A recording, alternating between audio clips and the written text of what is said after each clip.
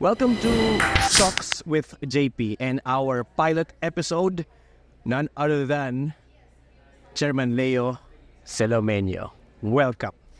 Thank you, JP, once again. Hindi ako hindi sa'yo kahit naman kailan, kahit grabe lagari, pero hindi pwedeng hindi kita sisiputin. Yes. Of all people, syempre naman.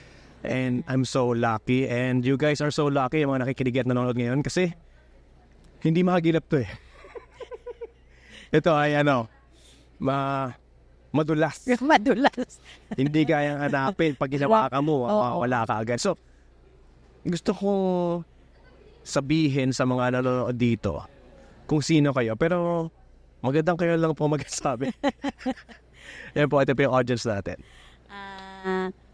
Kilala na nila ako kasi actually, ang daming nagbe-message sa akin. Or nakakasalubong ko, kanina, pumunta ako sa hotel, sabi niya na, familiar ka sa akin. Sabi, ha? Saan mo ko nakita? Nag-isip maya-maya, sa Netflix. Ayan. Oo. By the way, ako si Daddy Leo from Sunday Beauty Queen. Here I'm back. Biglaan lang din ang pagpunta ko ng Manila. One night, lang talaga, preparation. Kaya, sobrang biglaan. Tapos na nag-post na ako ayoko sana mag-post kasi alam ko pag nag-post ako, puputaktihin kayo. Oo, grabe. Pero sabi, pag-post ko, dami ng messages. Unang-unang nag-invite, nag-message si Direk. Of course, si Direk, Baby Ruth, Villarama, yung director ng Sunday Beauty. Oo. And then, of course, si Chuck Gutierrez, yung producer namin. So, una ko silang minute kagabi for dinner.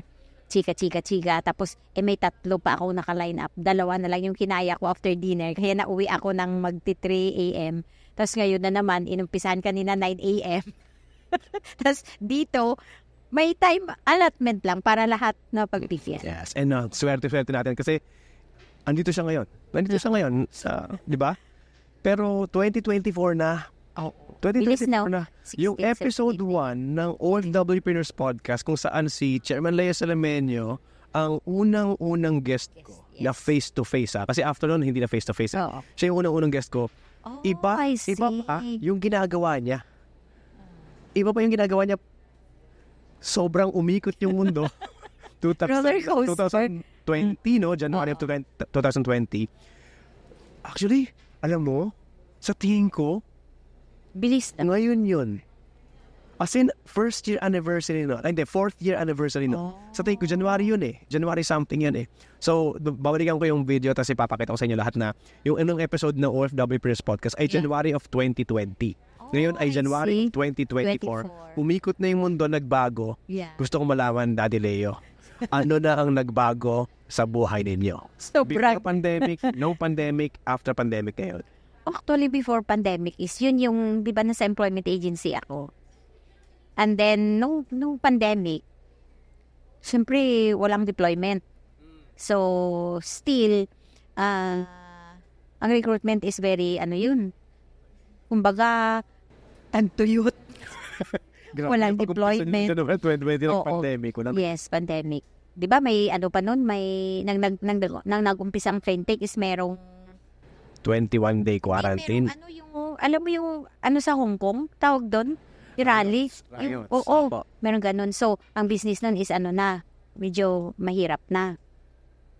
And then, after ilang months, nung ang rally na yun, nag-pandemic na. So, pandemic is 2019, 2020, 2021, hanggang mid of 2022, parang medyo na siya. After that, sad to say, my boss passed away.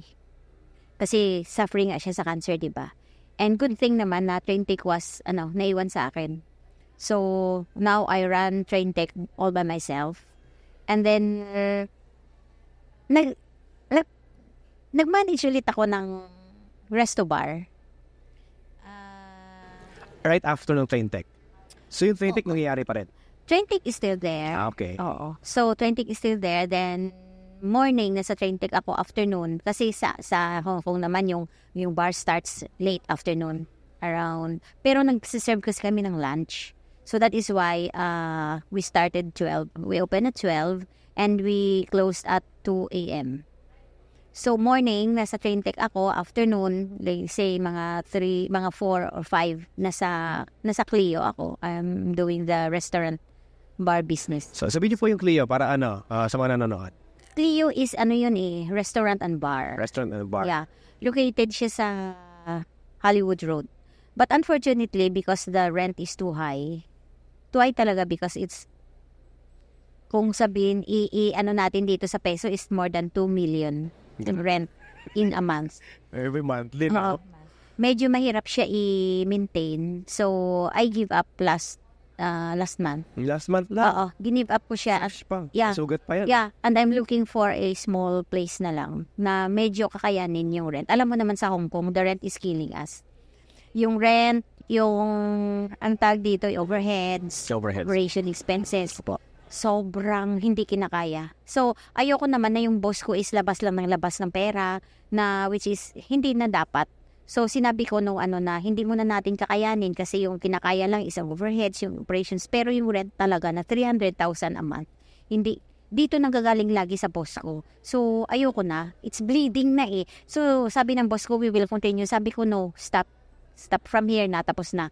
And then, hanap tayo ng panibagong, siguro we will open first week of March. So, kaya nagsara, just to find another place na pagkabentahan na mas mura. Mas mura. Para makabawi man lang. Para makabawi kahit papano. Kasi, ang expenses is to, very beyond na sa, namin. So, pero ang boss ko, sabi niya, we will go on. Sabi ko, hindi na, tama na. Kasi, ayoko yung labas ka ng labas na walang, mahirap na bawiin. Tama na yung dito muna tayo and then we'll find it. Kasi yung place na yun is parang, sabihin na natin parang may jinx. Dahil, sabi nga, yes. Dahil ang sabi nga ng police, nung nag-apply ako ng liquor license, nung na-approve yung liquor license, sabi ng police sa akin na this place, every 4 months, iba yung license holder. So, sabi ng police ako na mismo yun nasasabi sa'yo na this place something has a jinx. Kaya naisip ko rin yung sinabi ng police. Yun din yung decision maker niya. Bakit kayo? Yeah. And then, sinabi kasi ng police sa akin na kilala ako ng police because yung police pala kasi na nag-a-apply yung nagbibigay ng recommendation sa liquor board is siya din pala yung nag-approve ng application ko for the venue. Yeah, so nakita niya. Ikuwento natin mamaya. Nakita niya yung record. Sabi niya sa akin, ikaw yung license holder nitong liquor license, di ba? So sabi niya na, I know you kasi ang record mo sa akin is more than 20 years na you are applying for TTPL. Tapos sabi ko na, so that means ikaw yung, sabi niya, magpakilala na ako sa iyo. Ako yung nagbibigay ng recommendation sa board. Sabi niya, alam mo ba, dahil maganda yung record mo dito, binigyan kita ng napakagandang recommendation sa board. Sabi ko, thank you so much. Tapos sabi ko na, paano yan kung ayaw ko na dito? Sabi niya, you have to cancel the application. Sabi niya, alam mo ba, nangihinayang ako kasi hindi ganun kadali mag-apply ng liquor license. Sobrang hirap. Pero sabi niya, tapos kinancel mo ka agad. May story kasi behind kung bakit kami napunta dito na nagpakilala yung police officer sa akin. Okay, go ahead. Interested tayo dyan. Ganito yon. May event ako noong December 10. Supposed to be Paskong Pinoy sa Chete Road. 2023. Last year lang. Ito lang. December 10 supposed to be 2024. It's an OWA Family Day. OWA Family Day. And then Paskong Pinoy na rin. Yung Paskong Pinoy, handog ng OWA. It's kasi OWA, Family Day. A week before ng December 10, tumawag yung police sa akin. Sabi niya na, you have to move the event. You have to cancel the December 10 and move into another day. Sabi ko sa kanya, hindi pwede kasi si Admin Arnel nakabook na ng ticket, yung mga guests namin. Sa date na yun. Diba? Yung mga sponsors namin from Philippines, nakabook na ng ticket and all that. Sabi ko, hindi na pwede kasi 1 week na lang. This is a short notice. This is unacceptable. Gumanon ako. So, ayaw ko talaga. Sabi niya, ilipat. Sabi ko, kung ilipat mo ako, gusto ko 17. At least very close, di ba? Hindi daw pwede ang 17 kasi book na rin ng government. Parang ganun. So, you have to go on the 24. Sabi ko, it's Christmas time. It's Christmas time. Wala nang pupunta doon. Wala nang pupunta kasi mag-cancel na lahat dahil Christmas na eh. Sino ba naman na ikaw na taga-Pilipinas? Pupunta ka na. Yes, kasi big event yan sa amin. Sabi ko, hindi mo alam na ang Christmas is a very big event sa amin. Hindi namin pwede ganito. Wala daw silang choice. Sabi niya, just say yes. Sabi ko, ang alam ko may nakabook ng 24 kasi in-invite ako doon na mag-judge ng parang, something. So, alam ko may nakabook. Sabi niya, gawan ko ng paraan yun na makapunta sa iyo. Just say yes. So, sabi ko, sige, I have to, makipagkonsulta muna ako sa consulate kung okay sila. If not, then I will let you. Yes. Nakimiting ako with the consulate. So, ang sabi ng OWA na okay na lang para matuloy na yung Paskong Pinoy. Otherwise, kung January na yun or February, hindi na Paskong Pinoy. Tsaka yung mga preparation namin and all that na meron na kaming lahat ng preparation, nandun na kasi 1 week na lang eh. So, almost 99% ready na lahat. Ngayon, I have to inform all the sponsors na hindi kami matuloy, blah, blah, blah. Siyempre, nagagalit ako, di ba? Tapos sabi ng police sa akin na don't fight with me kasi nakikipag-away. Ganun ako eh. Ipaglaban ko talaga yung karapat. Sabi ko, ang buildings department, may permission na ako. May license buildings department, lands department, fire department. Oo, mabang preparation. A year pa. Booking ko pa yun ng January ng 2023 eh. So, hindi pwede. So, sabi niya na hindi pwede kasi it's National Election Day.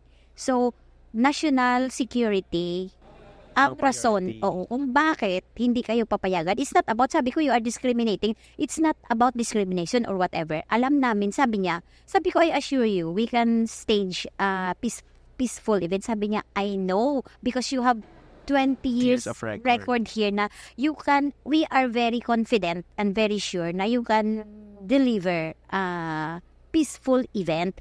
But this is about national security. So, hindi talaga pwede. Okay, since hindi pwede, wala tayong magagawa. Sabi ko, ayaw ang magsabi sa consulate na hindi pwede. Sabi niya, we will send email, blah, blah, blah. Para hindi yung ikaw yung yes, parang hindi yung ako. So, nandun na, nasettled na kami. Nasettled na kami na okay. Sabi niya, just say yes. Ako nang bahala doon sa organizer ng 24. So, okay, I will say yes. So, nasettled, pinalipat nila yung may event ng 24. Sabi ko, naku, masama na naman ako nito sa organizer kasi nga, binigay na naman sa akin yung booking. So, nag-move on kami, nasettled na kami ng 24. So, nangyari yung 24? 24 talaga. Ang good thing naman na nangyari, kasi yung Misa de Aguinaldo, nalipat ng Chater Road. Kasi, so, nang sinabi ko na okay, 24, so nang nabanggit ko na nalipat kami ng 24, nabanggit ni Vice Consul na ano kaya kung ang mas natin sa Chater na rin? Kasi nga, Paskong Pasko, di ba? Nagka-idea. Sige, sabi ko, sabi ni Vice Consul, i-try mo kung mapakiusapan mo yung police na mabook mo yung venue ng midnight. Na mabook yung road, na mag-close ng midnight. Umpisa pa lang, hindi pa kinabukasan, ipapaklose na. Para sa misa. Ang galing. So, diretso yung booking from simula ng araw. Technically, hindi naman buong araw, pero dire-diretso siya simula ng morning ng 8 a.m. ng 24 hanggang midnight. Midnight na kasi 24 ang Misa de Aguinaldo tapos 25 na. So, tumawag ako ngayon sa police. Sabi ko, can I ask a favor? Sabi niya, okay. Kasi sabi niya na babawi kami sa'yo next time. Kasi nga sa mga hassle, sa mga kung ano-ano pa. Kasi nakausap ko na yung mga sponsors. Although, kalahati ng sponsors more than ang nag-back out. Wala. Kasi, syempre wala na silang manpower. Yun ang sabi nila na, Leo, wala na kaming manpower kasi wala namang gustong pumunta ng Hong Kong since it's Christmas time. So, yung nasa booth. Yes, walang magtatao sa booth, walang magpo-promote, walang marketing and all that. Wala na silang mga tao. So, kasi naka-leave na lahat that time. So, sabi nila, bawi kami next time. O sige, wala naman akong choice eh. Kasi nandito na tayo eh. But we have to continue the event. Okay, na-settled na kami. So, nag-message ako sa police. I have a favor to ask. Okay, what is that? Yung parang gusto niyang bumawi ba? Sabi ko, ano kasi namin yan, tradisyon na may midnight mass kami. Sabi ko, baka pwede mo akong idiretso ng booking para sa Chater na kami mag-midnight mass. Okay, no problem. Tumawag agad ako sa consulate. Okay na, we have the midnight. Si Father J, yung sa St. Joseph, very thankful talaga siya. Minute na, Leo, can I meet talaga kami ni Father J. Yung misa. Tapos sabi ni Father J, for the first time in history, nagkaroon tayo ng Misa de Aguinaldo Midnight Mass sa Chater Road. So, ang attendees, grabe. Sobrang dami. Ako pupunta ako dun eh. Sobrang dami talaga. So, tuwang-tuwa of course, ang St. Joseph, si Father J, tuwang-tuwa siya kasi for the first time, nagkaroon ng Mass sa Chater Road. And then that's also the first time na, syempre, iba kasi yung venue. So, parang na-excite na yung mga tao, nandun na. So, dire-diretso yung event namin. Simula ng morning, yun yung Paskong Pinoy. And then, 6 p.m., nag-close na yung Paskong Pinoy. Sayawan na sa kalsada habang nag-preparation for the midnight mass. So, dire-diretso na. Syempre, masaya. Ang saya na nagsasayawan doon sa road. Tapos, and that's the time na si Conjen Raleigh Tejada is leaving. So, parang despedida. Nasabi sa akin na si Conjen is leaving on the 31st. So, it's just the right time na yung 24 magpa-farewell kami sa kanya without snowing. Yeah. So, nakipag-coordinate ako sa cultural. Sabi ko, may i-prepare ako na farewell kay Conjen, wag niyo sabihin.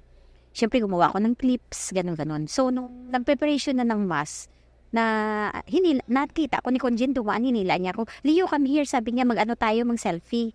So, selfie kami. Tapos, short talk with Conjen. Tapos, tinanong ko, kasi sabi sa akin ng cultural, tanungin mo kung mag-stay. Baka hindi mag-stay. Sabi ko, baka hindi mag-stay, masayang yung preparation.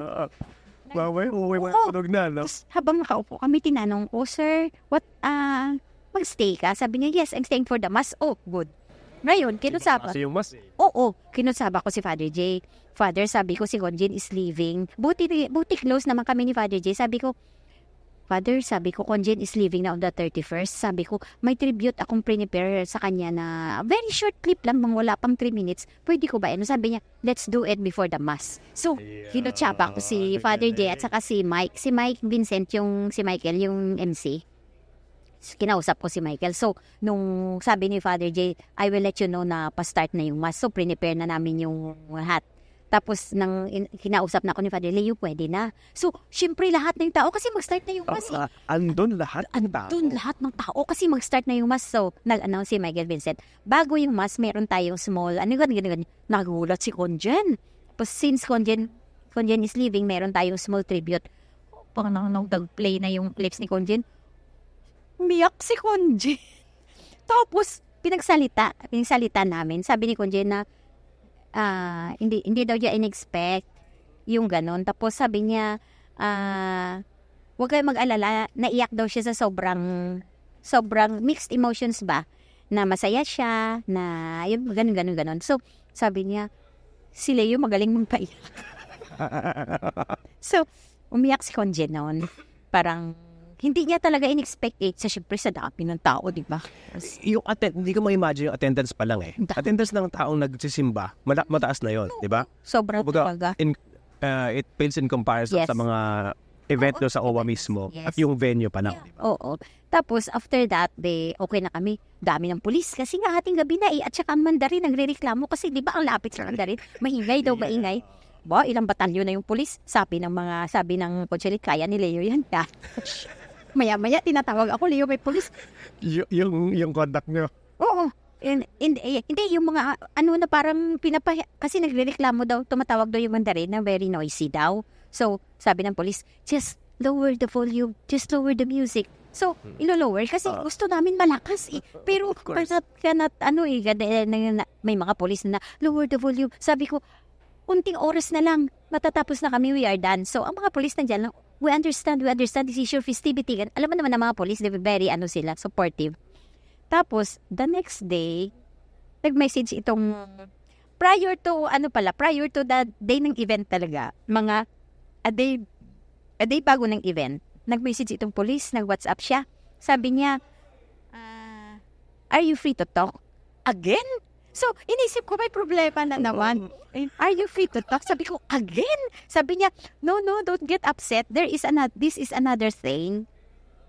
Sabi ko, another thing? Ano kaya yun? Okay, you can call me. So, sabi niya sa akin, curious lang ako, may itatanong, bakit mo kinancel yung liquor license? Alam mo ba na it's very difficult to get the liquor license? To get a liquor license? Kasi 6 months mo tinrabaho to eh. Tapos ang dami-dami. Sobrang hirap talaga. Kaya nga, di ba, yung mga iba sa Hong Kong, nag-ooperate illegally na walang license kasi sobrang hirap talaga. Ang hirap ng pagdaan. Tinatago lahat. Tapos sabi niya na, I'm just curious, bakit mo kinancel? Sabi ko, kasi, close namin yung restaurant and we are looking for another venue. bakit ka nagtato? Sabi niya, I saw on the record here, sabi niya, alam mo ba na nanghinayang ako kasi ako yung nagbibigay ng recommendation sa board para ma-approve yung liquor license. And I'm proud to say na I have given you a very good recommendation. Really? Tapos, ikaw pala yun. Sabi niya, yes. Magpakilala. Oo, magpakilala na ako sa iyo. Kasi now, kahit hindi tayo nag-met, but palagi tayo nag-uusap. Sabi ko, officer, sorry na I'm giving you a hard time the previous days. Tapos nakikipag-away ako sa iyo, ganito. I understand, it's okay. So sabi ko, pag nag-apply ulit ako ng liquor license, let me know. Hindi ba yung liquor license is okay lang maipasa sa ibang place? Magkailangan niya i-cancel tapos nakakabit siya sa place. Yeah. Kung gusto mo, ipagamit mo sa kanila. Pero you must always be there. So ayoko. Sabi ko, because it's very risky. Kung anong mangyari doon, it's my responsibility. So to make it safe, kinancel ko na. Anyway, sabi ko, I can reapply. So, nang sinabi ko sa kanya na pag nag-reapply ako, sabi niya, you come to me. So, another... Okay. Alam nyo, itong episode to, hindi ko naman mangyayari, pero napapansin ko na lumalabas yung superpower ninyo. Alam mo yung superpower ninyo. There's a reason why magkausap tayo ngayon. Oo. There's a reason why hindi nawawala yung communication natin kahit may pre-pandemic, post-pandemic, andito pa rin tayo. Hanggang ngayon, nagkukusap pa rin tayo. At ang swerte ko at ang swerte nyo, nanonood. Kasi, andito siya ngayon. Ulitin ko yan Nandito siya ngayon at naisisingit niya tayo sa busy niyang time. Pero ang superpower ninyo is yung building relationship. Yeah. At gusto kong balikan natin yung... Grabe na yung connections. Parang sabi ko, ang dami ko ng connections. But in most of the circumstances, hindi ko ginagamit yun for yung just for my sake. Oo. Hindi ko ginagamit. Yung mga connections ko na yun, nire-reserve ko yun sa mga darating na araw na baka mas kakailanganin ko. Pero kung yung mga ordinary lang, hindi. Tsaka ang chance na nararamdaman ko, gagamitin niyo hindi para sa inyo. Yes. Gagamitin niyo siya para makatulong pa sa ibang tao. Kasi kung mga ordinaryong bagay lang na hingi mo sa akin ng tulong, hindi ko gagamitin yun kasi you have to exert an effort na ma-solve mo yun. Pero kung later on, I'm thinking I might use it sa mas makabuluhan na bagay, then saka ko lang gagamitin. Ganun ako. Hindi ko ginagamit yun na, kagaya niyan, mga helpers. Kailangan ko mag-ano ng passport, pwede mo akong tulungan. Hindi ko responsibility yan. Do it on your own. Ako nga, nakikipila nga ako dyan. Pag kailangan ko mag-renew ng passport, nakikipila ako. Hindi ko ginagamit ang connection ko na, dito ka ganyan. Hindi. Minsan nagugulat na lang ako, kalabitin ako ng, bakit nagpipila ka dyan? Diba, parang, kasi ako nag-volunteer ako sa consulate. So, pero nahiya kasi ako na, yan gamitin ko yung gano'n. Sabi ko, it's okay. As long na kaya ko naman. Kasi iniisip ko nga baka... time will come na mas kakailanganin ko itong mga connections ko in the future sa mas makahulugan na mga bagay, di ba? Ako, may kwento ako konti. So, nung nag-volunteer ako sa consulate about sa pagiging financial educator doon, before nangyari yun, ay ginagawa ko muna sa mga kasama ko sa trabaho. At nung yung mga kasama ko sa trabaho, pinupuntahan ko sa bahay nila. Dala-dala ko yung pagkain, dala-dala ko sa bahay nila, papakainin ko sila, ako pa yung magsiseminar. Parang ako pa sa seminar, ako pa yung pumunta, ako pa yung pagkain. So, siyempre mga tao, hindi mo maalis isipin na baka may kailangan to sa'yo. Diba? Kaya niya ginagawa yan. Why you're doing it for free. Why you're doing it for free. So, tinanong nila ako, kuya, bakit niyo ginagawa yun? Napapagod kayo, uwi kayo ng madaling araw sa bahay ninyo, kayo pa may dala ng pagkain, para lang sabihin niyo sa amin yung bagay na makakatulong sa amin. True. Bakit niyo ginagawa yun? Nung time na yon, hindi ko alam yung sagot. Kasi talagang hindi ko alam yung sagot. Yes. Sabi ko sa sarili ko, ang sarap lang sa pakiramdam, yun na yun. Yun na yung sagot. Pero nung lumipas ang panahon, yung mga taong natulungan ko, yung mga taong nag-attend ng mga seminars, naging mga kaibigan ko, yung mga grupo ng mga dito, grupo dyan, grupo dito, nang nakilala ko na sila, sabi ko sa sarili ko, alam ko na. Ngayon, kasi ngayon, yung utak ko ngayon, kung ako tinanong mo ngayon ng reason bakit yon, sasabihin ko, because I love to build relationships as well. At pag na-build mo yung relationships, forever na yon. Sabi nga nila kung may iwan ka sa mundo, walang forever, pero ang forever ay yung mga memories, relationships na na-build mo nung nandito ka pa sa lupa. Gusto kong tanungin sa inyo, Daddy Leo. I-shout out natin yung mga connections na nagbigay ng meaning sa inyo simula nung nag-umpisa kayo sa pagiging OFW, sa lahat ng mga pinuntahan nyo sa buhay. Gusto kong magbigay kayo ng mga tao o grupo ng tao na pwede niyong pagpasalamatan.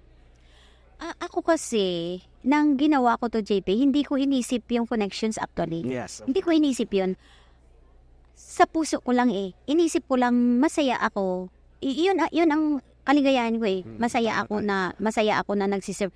Ang dami kasi nagtatanong, bakit ka nag-volunteer sa community? Anong mapapala mo? Pagod lang, stress at ano. Hindi ko naman inisip yung pagod at stress kasi masaya ako Sa puso ko lang yun na basta masaya lang ako. Gusto kong gawin. Yung parang pag ginagawa ko, hindi ako tumatanda Nakakabata, no? It motivates me. Fountain of youth. Yeah, it gives me inspiration. Ganun Tapos, along the way na lang yung, habang ginagawa mo tong mga gawain mo, along the way na yun na marami ka nang nakikilala. Unang-una, I have built a relationship with the Philippine Consulate. Yes. Bago ko narating ito, as I have, alam mo na naging DH ako, diba? In Hong Kong for so many years. So, nakabuild ako ng relationship sa Philippine Consulate na nag-help ako. Yeah. I see it every Sunday. Yeah, sa community. So, ang benefit doon is pag mayroong mga tao na nagtatanong sa consulate, recommendation, kung sino yung pwede nilang kausapin sa mga ganito, ganyan. Of course, ang number 1 i-recommend ng consulate is si Leo. Si Leo kasi ang maraming connection sa community, siya yung maraming members, ganito, ganyan. So, gano'n lang naman ang ginagawa ng consulate. Yeah? Si Leo siguro kasi siya yung maraming members, siya yung may mga kakilala sa ganito. So, that's where the connection starts. Nakabuild ako ng trust. Yun ang palaging inaano ng consulate na yung trust na binigay nila sa akin, which is mahirap matanggal. So, trust is number 1. Number 2, nakabuild ako ng relationship, magandang foundation sa mga company. Yan. Kailangan ko ang sponsors kung may event ako. Okay? Kailangan ko sila dahil hindi para sa sarili ko kasi ang inisip ng iba, mayaman na ako dahil marami akong sponsors. Ang hindi nila alam, abonado pa rin ako every event. Sa totoo lang, every time na may event kami, abonado ako talaga. Kasi ako yung doing the budgeting. Alam nga naman, i-charge ko sa iba yung deficit ko. Mali yung calculation ko sa expenses. So, ang deficit, sasagutin ko, di ba? Okay. Given na yun. Kasi ako yung nagbabudget So, sabi ng consulate na, ikaw yung nagbabudget, bakit? Alam mo, short ka, sige ka pa. So, dapat, may budget target ka Yeah, so, ngayon, sumobra ka sa budget mo, kasalanan mo, di ba? So, I have to bear the deficit. So, ngayon, ang sabi ng iba, mayaman ka na, marami kang sponsor. Kung alam nyo lang, magkano ang staging, magkano lahat, pakakainin ko lahat. Sponsor hindi papunta sa inyo. Yes, papunta sa event. expenses. Sabi ko, ang staging, alam nyo ba kung magkano? Sound system, manpower, lahat yun. Babayaran namin yun. Ang Global Alliance, walang pondo, wala kaming pera kasi tinutulong din namin sa lahat ng nangailangan. Pinapakain ko ang hundreds of OFW na nagpe-perform. Pinapakain ko yan. Hindi yan, yan lang ang pasasalamatan nila sa amin. Sa linggo-linggo na pag-practice nila, painumin namin sila, pakainin. Saan namin kunin yun? Diba? The cost of living in Hong Kong is very high. Hindi kaya. Oo. So, ngayon, doon lang kami nakadepende sa mga companies na tumutulong sa amin. So, grateful kami doon dahil lahat ng hinihingi naming tulong para sa community, bibigay nila. Tapos, yung mga iba-iba pa na yung mga ibang na agencies na kumukuha sa akin na magiging resource speaker, magiging inspirational speaker, doon ako nakikilala ng mga tao. Then, itong Sunday Beauty Queen, open doors for us, for me especially, kasi marami nagtiwala sa akin na kaya mo to, magagawa natin to, especially my boss na talagang winner out. Yeah, grabe yan. Oo. So, this is very, wala na akong mahihiling sa buhay ko hindi man ako yumaman, wala man akong pera, pero kahit papano, nakaka-survive ako and yung life ko is mas lalong nagiging productive and fruitful. Yeah. So, my boss passed away na medyo, of course, I was devastated kasi ang akala ng boss ko, nung time na nasa hospital siya, na mamamatay na siya, tinatanong niya ako sabi niya na, are you stable? Kaya mo bang makasurvive without me? Na parang, ikaw pa yung inintindi, no? Nasa hospital bed siya, JP, alam mo, it's very painful na nakikita ko yung boss ko na hindi na wala na siya sa good state of mind niya, pero ang iniisip niya ako pa rin na paano ka na mabubuhay na, inisip niya kasi na very dependent ako sa kanya Paano ka na kung wala na ako? Paano ka mabubuhay? Paano yung visa mo? Lahat ba yun? Sabi ko sa kanya, wag mo akong isipin kasi mabubuhay ako kahit papano, sabi ko sa kanya. Pero ikaw, so tinatanong niya ako, anong gusto mong gawin ko? Anong gusto mong, parang gusto mo pa ba ako mabuhay? Gusto ko lang mabuhay ka. Sabi niya, okay, I will do my best na mabuhay para sa iyo. So, nung time na pag pumupunta ako sa kanya, kasi ayoko siyang iasa sa iba yung parang gusto ko, alagaan ko siya habang meron pang time na mabalikan ko yung lahat ng ginawa niya for me. So, bago ako mag-office, pupunta ako sa kanya sa ospital. Dinadalan ko siya ng breakfast. Tapos pinapakain ko siya, yung pinupunas. Parang lahat ginagawa, parang parang daughter ako sa kanya. So, ginawa ko yun para sa kanya na ayaw niyang gawin ng helper niya sa kanya, ayaw niya. So, pag wala pa ako, naaburido na siya. Sabi niya, Kuliyo. Ganon. Tapos, siya, yung pag hindi niya ako makita ng ilang oras lang, nag-hysterical na siya. So, hindi na ako nag-o-office, doon na lang ako. Pag may importante, babalik ako after office hours, babalik ako sa ospital niya. Kasi ang ospital naman niya, nasa sanatorium lang, Happy Valley, malapit lang sa Central. So, tram lang ako, punta ako sa kanya. Then, pagtulog na siya ng mga 11 p.m., uwi na ako. And then, early morning, dapat pagising niya, nandun na rin ako. So, parang gano'n na sacrifice ba? And sabi sa akin ng mga doctors at saka ng mga nasa ospital, even in her last breath, ako pa rin daw talaga. Sabi niya na si Leo, paano na si Leo, ganun.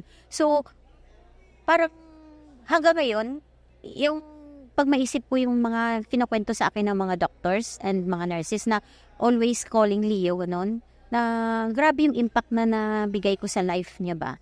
Siyempre, wala siyang anak, di ba?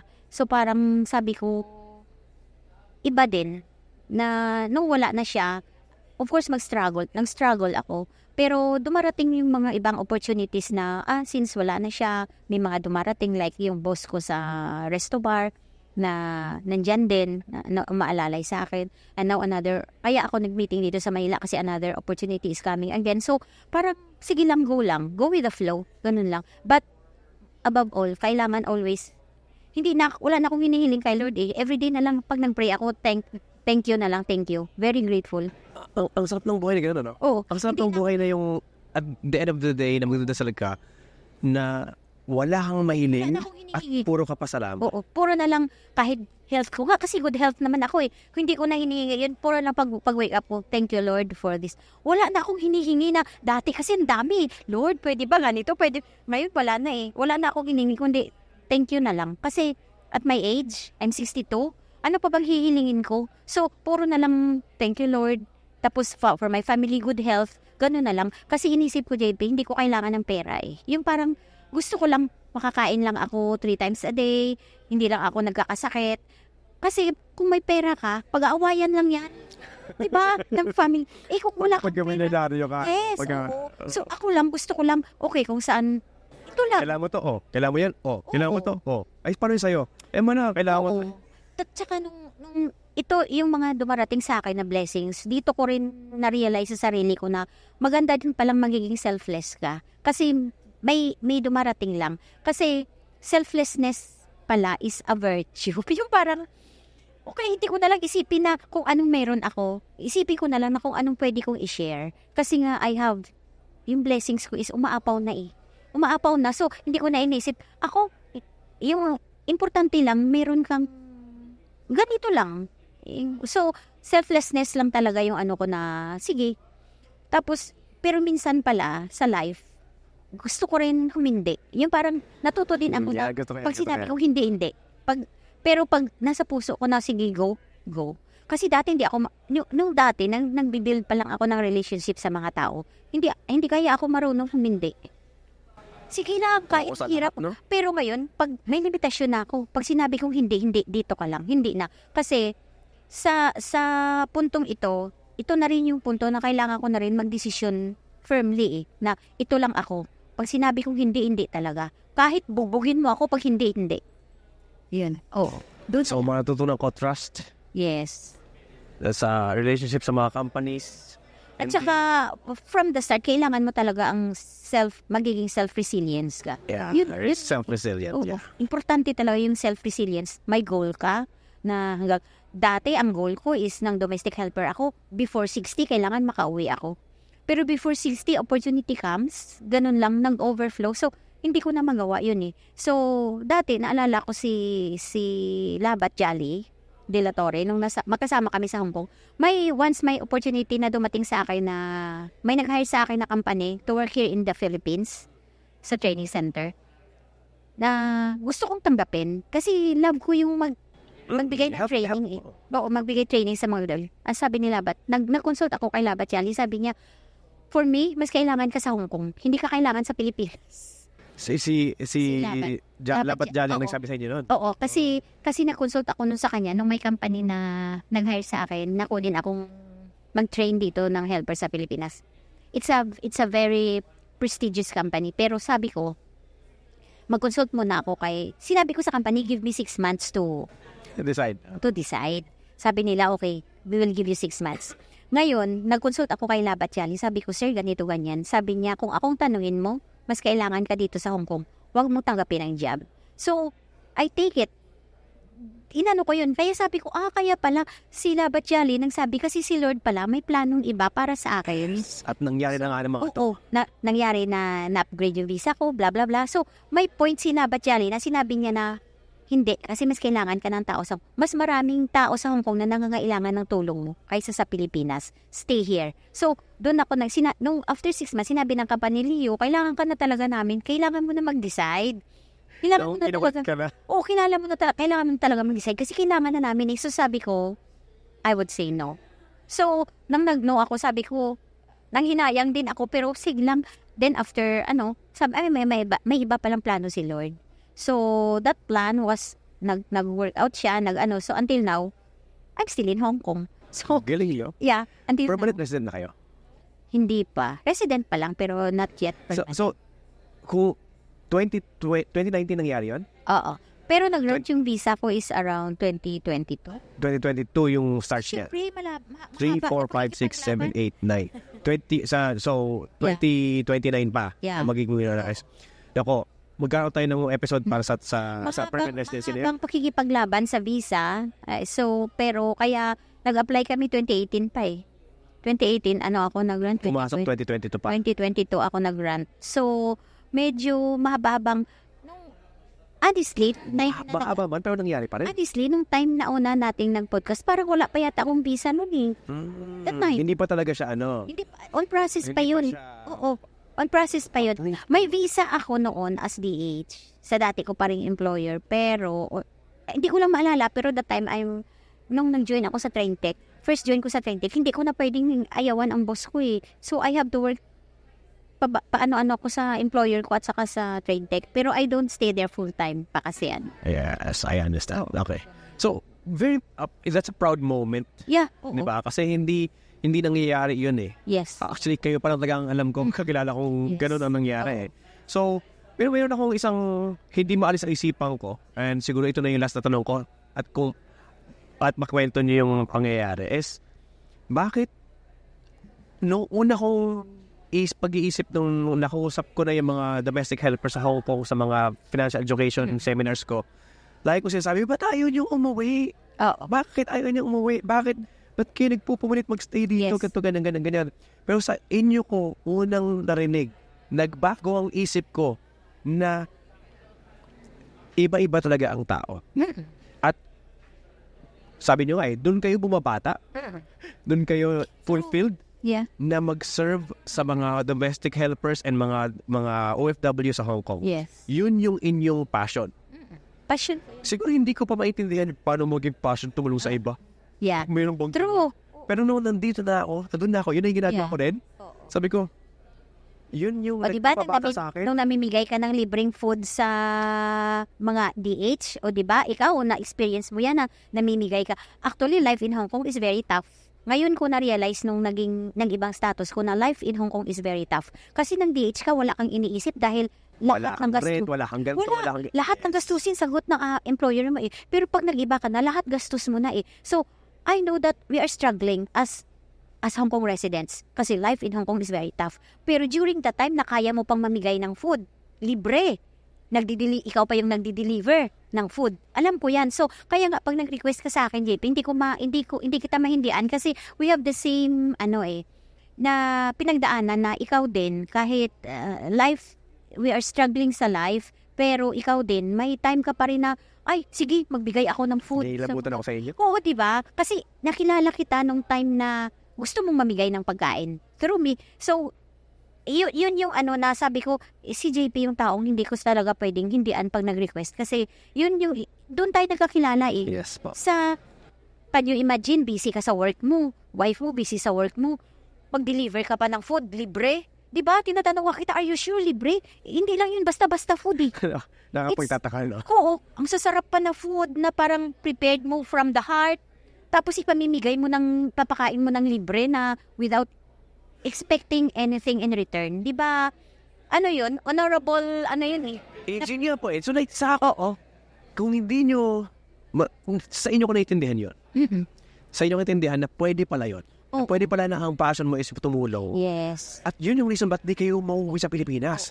Pwede rin pala ng isang OFW ay hindi yung pag-uwi sa Pilipinas yung kanyang plano. Oo. Yung tipo, hanggat makakatulong ako sa ibang tao, sa mga OFW sa Hong Kong, gagawin ko. Tapos, nagbago isip ko, sabi ko talaga na, iba na yung pangungusap ko. Oo. Hindi na ako nagsasalita ng absolute na dapat umuwi kayo lahat. Kasi ganoon ako nung una eh. Dapat umuwi kayo lahat. Ngayon sabi sa kanila, umalis kayo. Lumipad kayo. Oo. Pero kung ang plano niyo bumalik, iplano nyo na yun, nasa Pilipinas pa kayo. Pero kung nagbago yung isip nyo doon, wala pa rin problema. Oo. Parang importante, hawakan nyo pa rin ang pera nyo ng tama. Yun nasa isip ko, di ba? Pero ngayon, wala na. Nung sinabi nyo na hindi ko kailangan ng pera, naiintindihan ko, ngayon lang yan. Mm-hmm. Bakit? Sabi ko sa sarili ko, pwede yung kumuha ng maraming kliyente. Yes. Kaya yung kumuha ng 10. Oo. Pero wala na akong time. Wala na akong time sa sarili ko, wala na akong time sa pamilya ko, wala na lahat. Pero, kailangan ko lang pala kumuha ng yung kaya kong kliyente na may time pa rin ako. Yes. So, hindi ako payaman. Oo. Hindi ka na payaman. Yes. Hindi ka papunta doon sa ruk-ruk at naknak ng dami ng pera. Pero marami akong time. Pero, I mean, like, ikaw, kung bata ka pa, tapos may mga anak kang pinag-aaral, of course, kailangan mo talagang, ako naman kasi, everything settled eh. So, settled na. Wala naman akong iisipin na pag-aralin ko or what. So, parang, sa mga remaining days ko, gusto ko na lang is, ibuhos ko sa sarili ko kung ano yung, what my heart desires, di ba?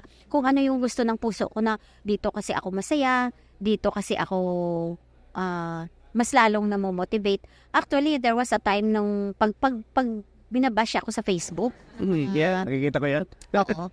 There was a na medyo tawag dito? Na-disappoint at na-depress.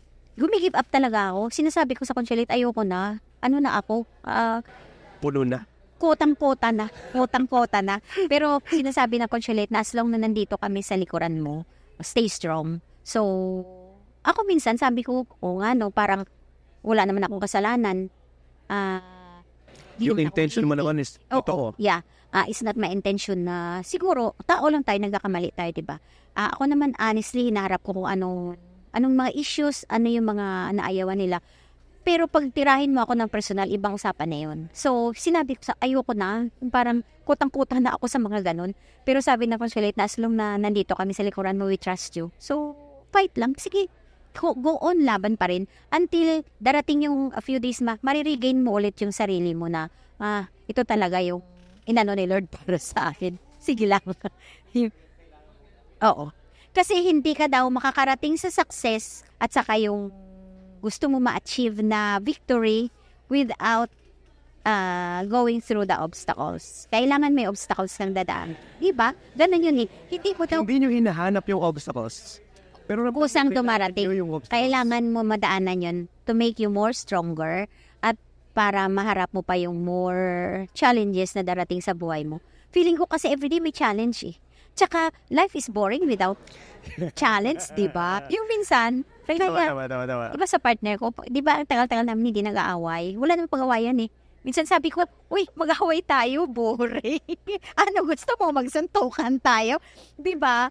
Kasi wala na eh. Andun ka na sa life mo na parang kung may asawa ka, lahat na pagdaanan yun na so smooth sailing na lahat, diba? Ano pang pag-awayan yung wala na. Minsan, naisip, mag-away tayo, boring. Sabi niya, gusto mo, magsuntukan tayo. Gawa ka ng problema. Oo, parang kasi, ganyan yan. Ang sarap ng problema na gumagawa ka nila ng problema. Oo. Pero, gusto kong, since this is Talks with JP, parang nag-catch up lang tayo, Daddy Leo. Nag-catch up tayo sa buhay natin, yung ginagawa ko, ginagawa nyo. Pero, I'm sure may plano pa kayo sa future eh. Mahaba pa ang ating lalakarin. Oo. Gusto kong sabihin nyo sa audience, yung mga plano nyo sa buhay, huwag na yung mga secret pa, pero yung mga plano nyo sa buhay at kung paano pa tayo makakatulong sa mga tao. Sa ngayon kasi, parang wala pa akong plano in the future na Ang gusto ko na lang talaga ngayon sana is gusto ko nang mag-for good naman na para to give myself time. Yeah. Gusto ko na talaga mag-for good. Pilipinas? Oo. Ayoko stay sa Hong Kong. Gusto ko umuwi ako sa Pilipinas na mag-stay ako sa bahay, sarili kong bahay, na yung parang kumain ng, yung wala kang gagawin ba? Yung mga scenes ng mga retirees. Yes. Siyempre, senior citizen na ako, diba? So, yun yung change ng mindset nyo nung last time na nag-usap tayo. Yung ngayon, ang nasa isip nyo na is yung kape. Oo. Kape sa... Kasi, nung bata ka, di ba gusto ko pumunta sa... Gusto ko makita ng mga tao yung pagbabago ng mindset sa pag-add ng edad mo, pag-add ng mga wisdom mo, nag-iiba din yung iyong mindset. Hindi yung yun na yun. Dati gusto ko mag-explore. Gusto ko pumunta ako sa ganitong lugar kasi gusto ko mag-enjoy. Gusto ko ganito. Ngayon hindi eh. Iba pala pag tumatanda ka. Kasi like kagabi, may nagyaya sa akin na mag-bar. Actually nag-bar kami eh. Murder siya ng inumin. Sabi ko hindi ko na kayang uminom. So hindi niya alam na hindi ko na talaga kayang uminom. Umorder ng maraming inumin. Di syempre umubos niya lahat kasi siya hindi ko na kaya eh. Siya yung umubos? Siya, oo. Tapos dati gusto ko, syempre pag bata ka, iba yung gusto mo talaga. Pero pag nagkakaedad ka na pala, iba na. Ang gusto mo na lang pala is, kumain. Yung parang, ayaw mo na makipag-socialize. Kasi ang daming nagyaya sa akin na punta tayo sa ganito. Dati, grabe ka, ang energy mo. Pero ngayon, hindi, gusto ko na lang sa bahay, matulog, manood ng TV. Ganun na lang talaga. Ayaw mo na nang makipag-socialize. Parang pagod ka na eh.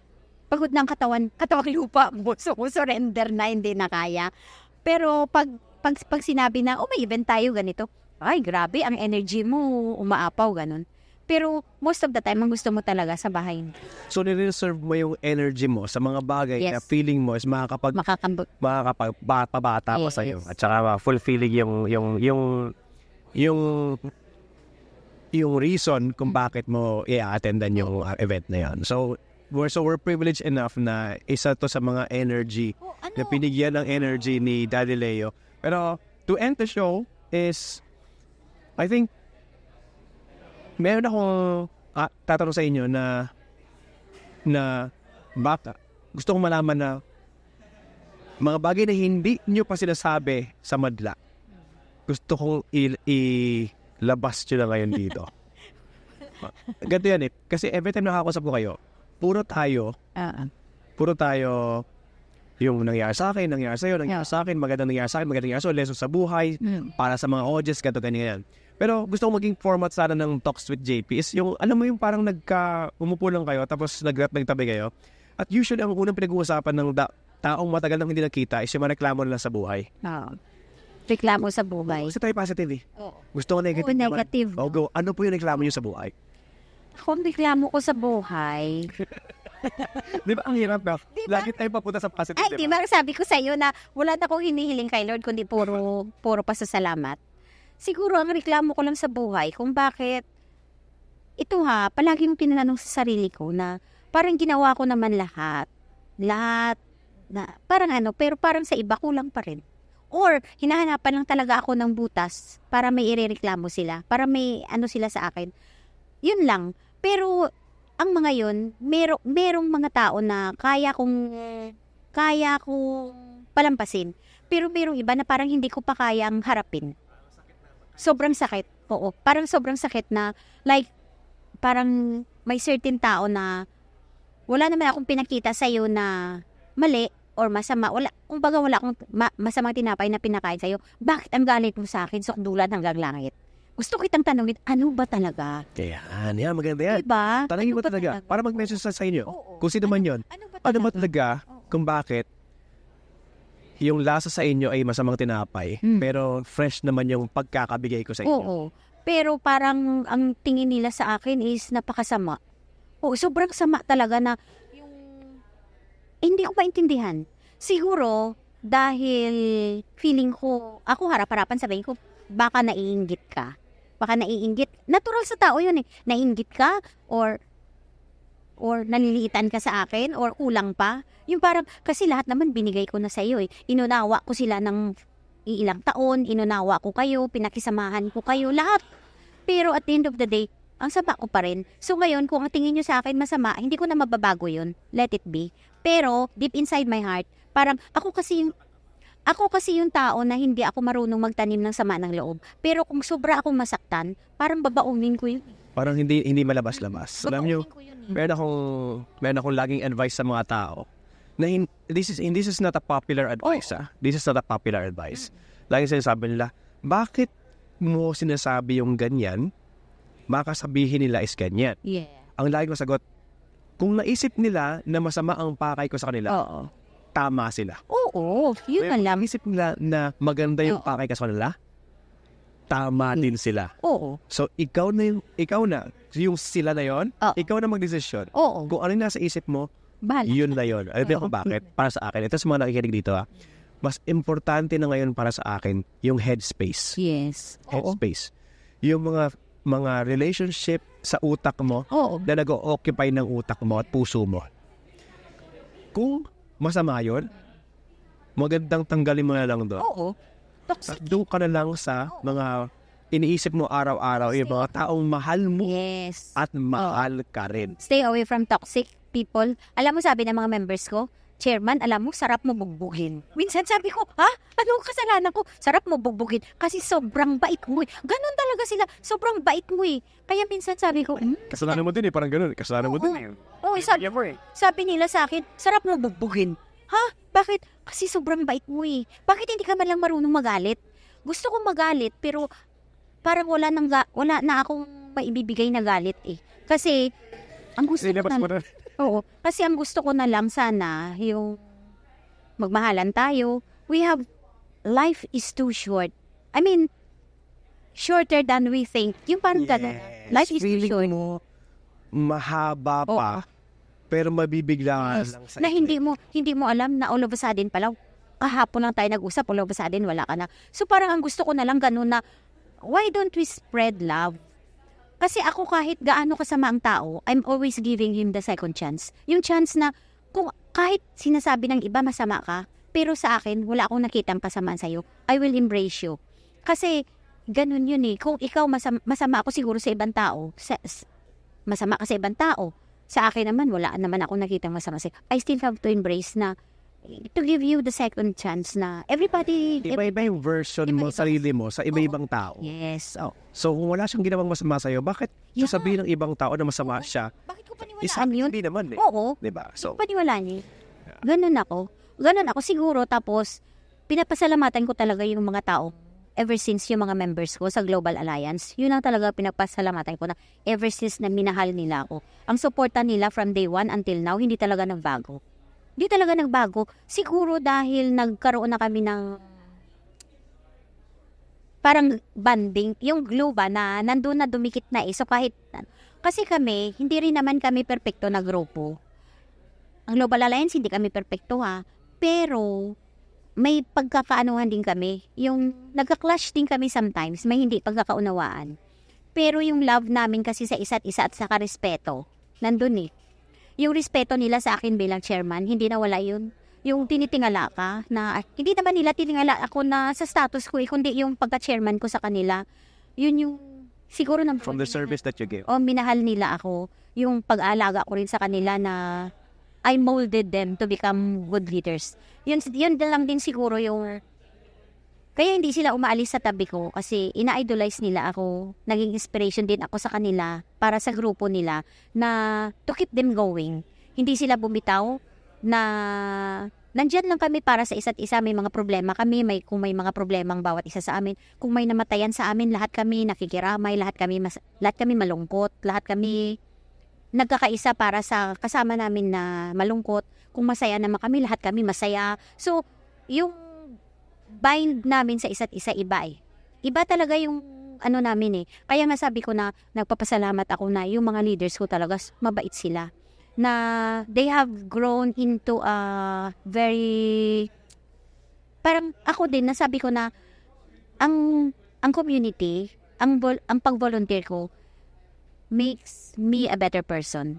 Na ganun din sila.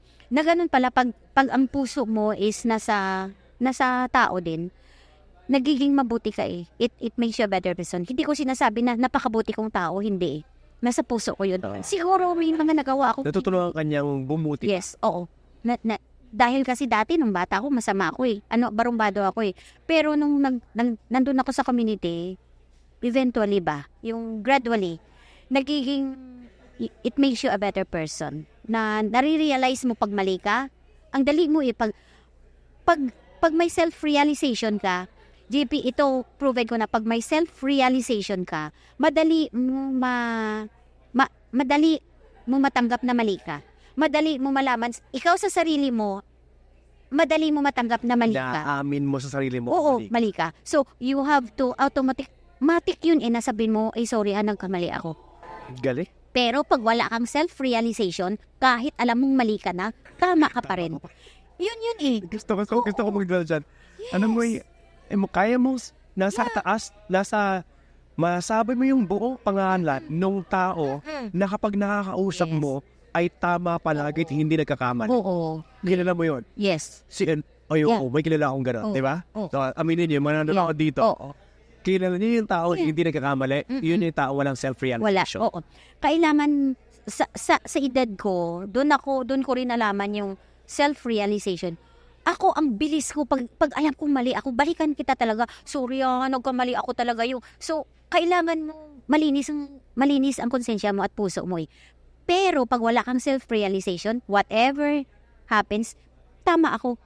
Perfecto ako. Yung parang, wala akong mali. Wala akong mali dito. Oo. Pero, ako talagang bilis ko ma-realize na mali ko. So, balikan ko siya. Sorry talaga. You have to apologize na ipaalam mo sa kanya na mali ka. Kasi na-realize mo yun Alam mo sa puso at sa utak mo na mali mo Kahit sa family mo, mabilis yung pagkaano mo na mali ko. So whether bata siya, sorry, mali ko talaga pala. O napagtaasan kita ng boses o ano.